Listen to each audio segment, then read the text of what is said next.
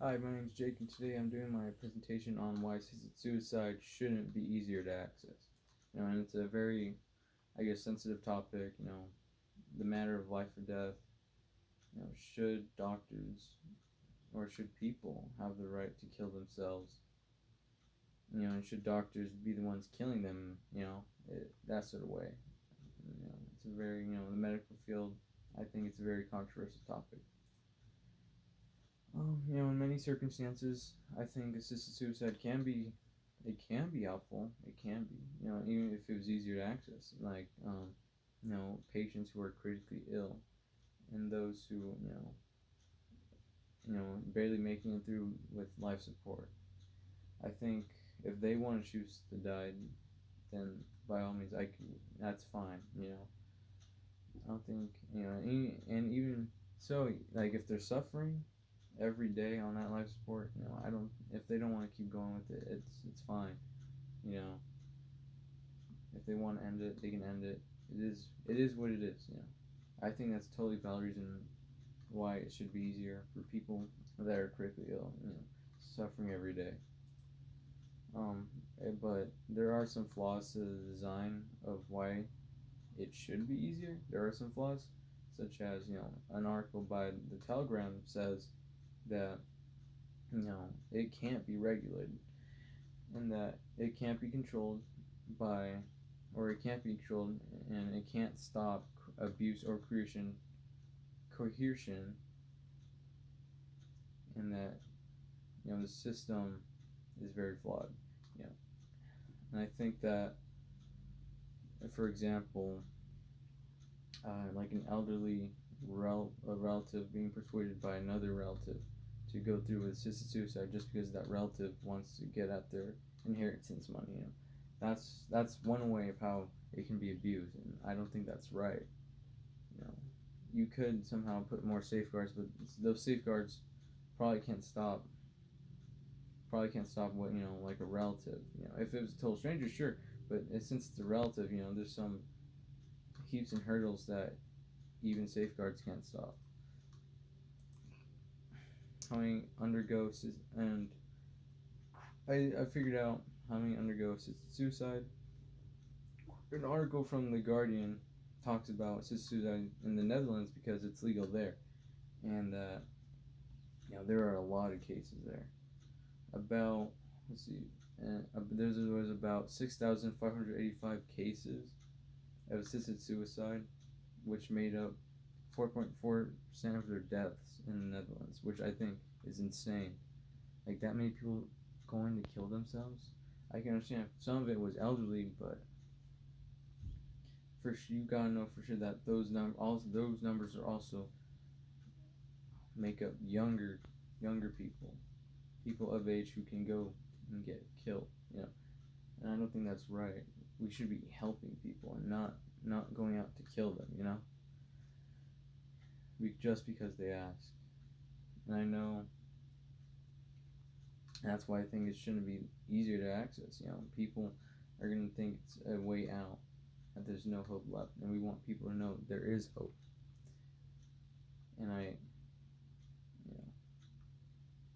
and the more statistics about, I think Switzerland, it had about in 2015 it had about 987 cases, and back in 2003 it had like 187, which is a huge leap by itself, huge leap.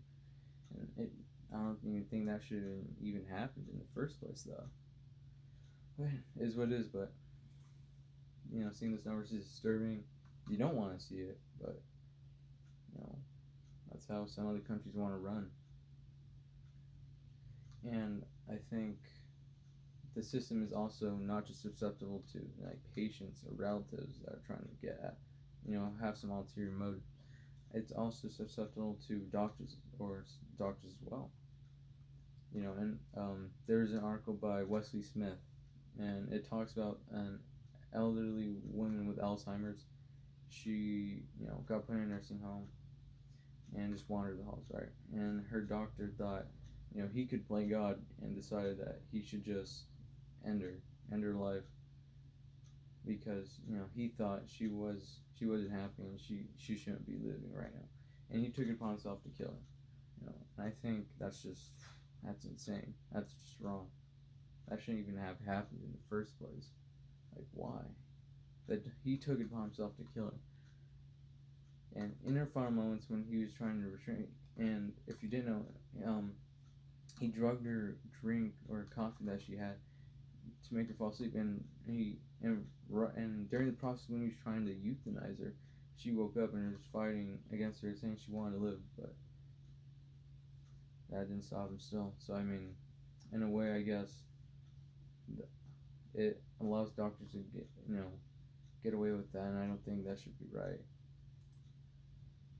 And I know that a lot of people, worry about the cost and stuff, and having a relative in the hospital on life support is costly, but the drug itself is also costly too. So I mean, you can pick either or. From Britannica, another source that I found, it tells me that each drug differs from the amount of money it costs. If you buy it in liquid form of lethal drug, it costs about $20,000, but that's just because there's a European Union ban on U.S. European Union ban on U.S. exports because I guess the Europe found out that we used their lethal drugs or their lethal medicine on for capital punishment. So they just jacked up the price to $20,000. And I know there's another drug called Seconal, which is about $3,000 to $5,000, which that by itself is a lot of money anyway. That's like another good amount of money on top of hospital bills. So I mean, you pick either or. I still think it's wrong. Giving it easier access. It's so susceptible to a lot of stuff. And having doctors, and it kind of destroys that doctor-patient relationship in a way. And I want, we should be helping people live instead of having them dying. I think that destroys the whole purpose of going to a doctor. For assisted suicide, and seeing those Netherlands numbers, I mean, that's just unbelievable. Depressed people think that's just the way out, and I don't think, that's right. And we should be actively, trying to make sure that, it's used as like a last resort. Make it as restrictive as possible. Save as many lives as possible. Thank you for listening.